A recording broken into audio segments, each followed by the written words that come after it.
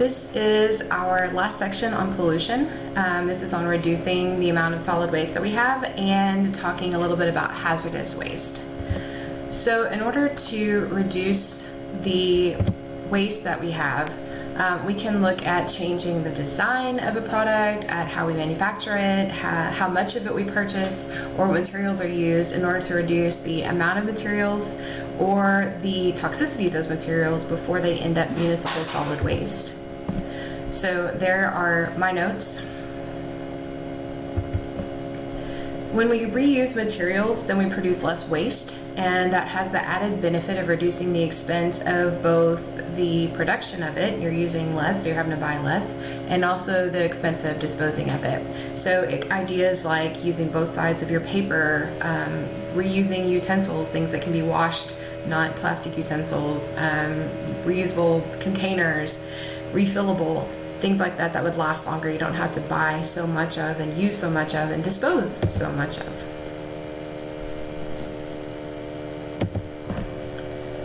We can recover and reuse resources, not the materials or not the products themselves necessarily, but the materials that they're made out of. And this is the process of recycling. With recycling, you're reusing materials and recovering those materials from waste or from scrap.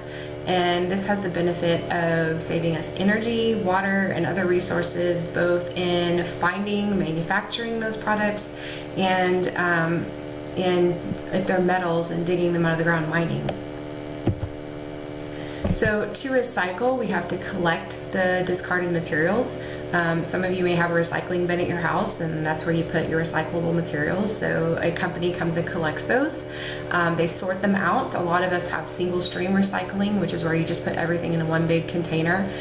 They sort them out, plastic and cardboard and metals or whatever. Then it's cleaned and crushed and ground up, and at some point sometimes melted, and we manufacture new products with those materials that then go to the consumers.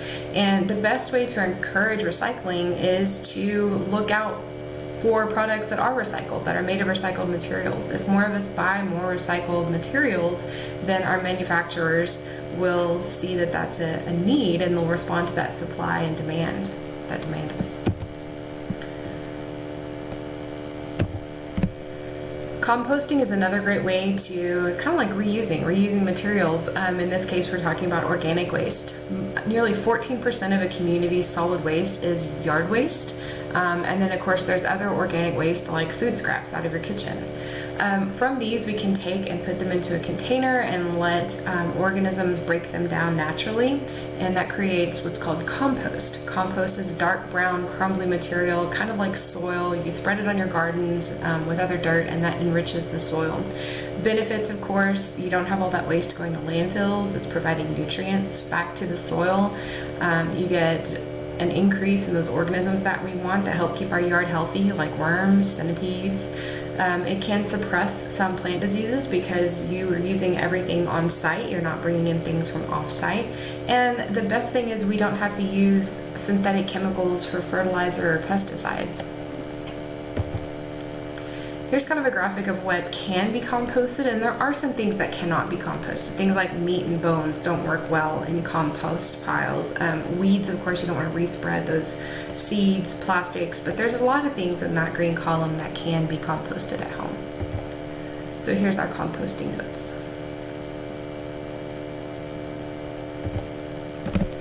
All right. It helps to change what materials are being used. Some materials are really hard to recycle, others are a lot easier. So instead of plastic bags at the grocery store, opt for paper. Paper is a lot easier to recycle than plastic is. Or get something reusable like canvas.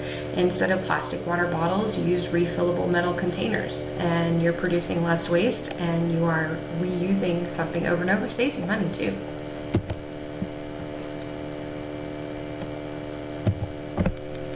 There are a new wave of materials that are degradable plastics for those times that you just need something that's plastic. We're now making plastics that break down. There's two main types. Photodegradable plastics will break down when it's left in the sun. That UV radiation causes it to break down and become brittle. And then green plastic is actually made from an organic material. So for instance, I've seen cups like at a restaurant made of corn or out of sugar. The cellulose and the sugars in those materials you can stretch out real thin and make a plastic-like material, but then since it is an organic product, the bacteria and the other organisms in the soil recognize it and know how to break it down, so it degrades in the soil after it's been thrown away. Problems with that though, even though it degrades, sometimes it doesn't completely disappear. It just becomes tiny little particles, and those tiny little particles can still get into very small organisms and into the food chain, and they can still hang around for thousands of years.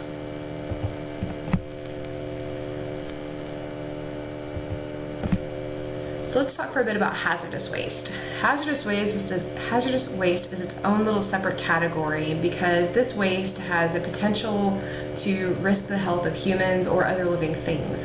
It could be solids, liquids, or gases, but the thing is that it contains materials that are either toxic, which is bad for our health, corrosive, which could cause rusting or oxidation, or it could be explosive or flammable. So these have to be handled with special care.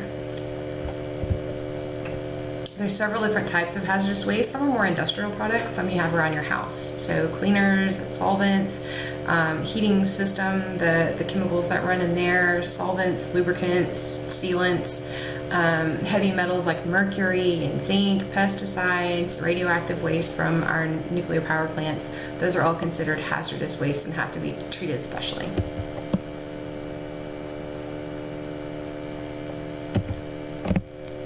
Okay, there is a legislation that governs how we deal with toxic waste, the Resource Conservation and Recovery Act. This governs the municipal solid waste disposal of how we can take in and deal with hazardous waste. And it also requires anyone or any company that produces hazardous waste to keep records of how they deal with that hazardous waste from when it's manufactured all the way to when it's disposed of. So records have to be kept all along the way that it goes. If you've ever tried to change your own tires or have your tires changed, if you do that at a company, you can't just go say, hey, I want a tire swing, can you give me my tires? Because they have to keep records of those tires, and if they don't, then they're in trouble. So they have to specifically take those tires, the rubber that makes it is considered a hazardous material, and they have to track that from when it comes into their shop until it's properly disposed of. The goals of this act are to protect health, conserve energy and natural resources, of course, reduce the waste, and clean up any waste that is produced.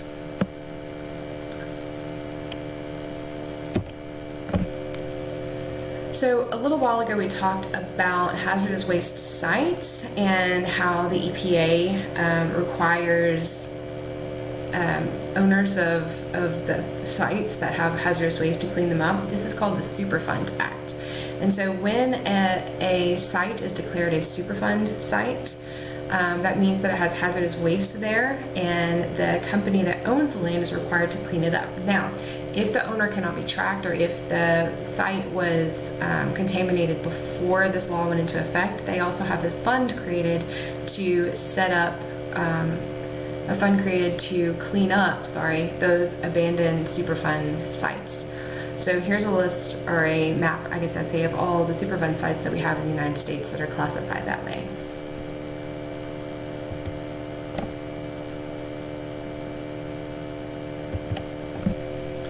So when we manage hazardous waste, we have to look at how it's stored, how it's transported, and how it's used. So the best way to deal with hazardous waste is to prevent having so much to begin with, really.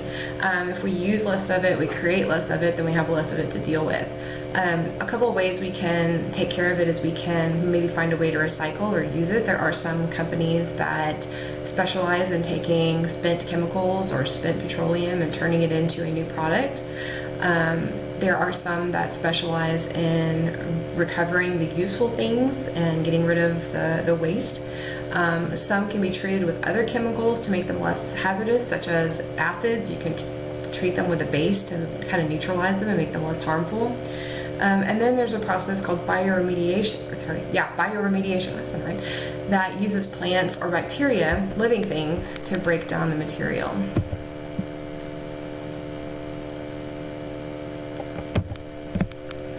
We can also dispose of toxic materials in the land. Now there's a lot of risk with that, especially in this case with deep well injection. You pump those wastes deep into the ground. You notice in this picture right here, there is the pipe running through a couple of aquifers. Those aquifers are usually where we get groundwater, where we get our drinking water. And so if that pipe for that deep well injection were to break or crack, then we could contaminate the aquifer that it's running through. Another way of disposing of toxic waste on land is surface impoundment. Like a pond with a sealed bottom, the water evaporates and leaves the solid waste behind, and then it can be taken to a landfill or burned or disposed of in another way.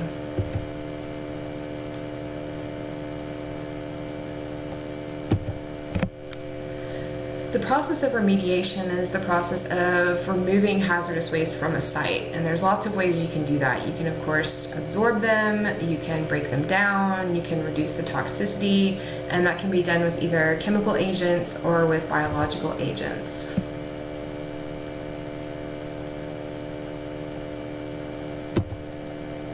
Biological agents, either bacteria or plants, they can break down the chemicals and then, or absorb the heavy materials and then be disposed of. So in this picture right here, we've got a plant that is absorbing heavy metals from the soil, and then those plants that have absorbed those heavy materials, that have pulled them into their body systems, are then harvested, they're taken away, and they can be either put into a landfill or they can be incinerated. Incinerating hazardous waste seems like a really good idea because it does break down a lot of waste and either completely break it down or reduce it in size. The only thing is, since we have to control the emissions that come from the burning itself, the smoke, if you will, the gases that come off, it can be very expensive because you have to have pollution control devices and you have to monitor what's coming out. Any ash that is left over has to be disposed of properly, either in a hazardous waste landfill, or sometimes they take it and burn it again. So all of this has to be very carefully and closely monitored to make sure it's done safely.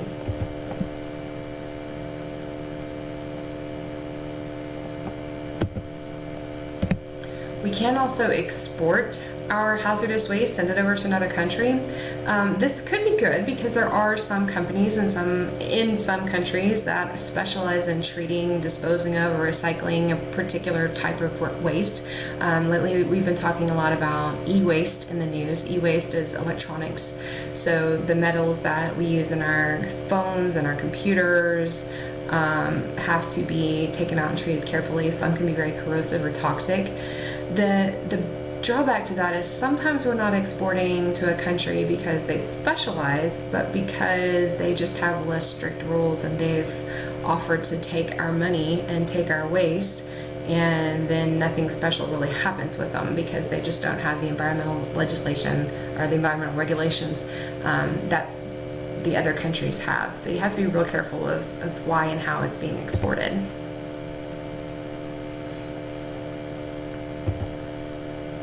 And finally, we do have hazardous waste around our home. We do have to monitor, dispose of, and use them properly. Some cities will advertise that they have particular days of collecting hazardous waste, either motor oil, used motor oil, paints, solvents, fertilizer, pesticide, things like that.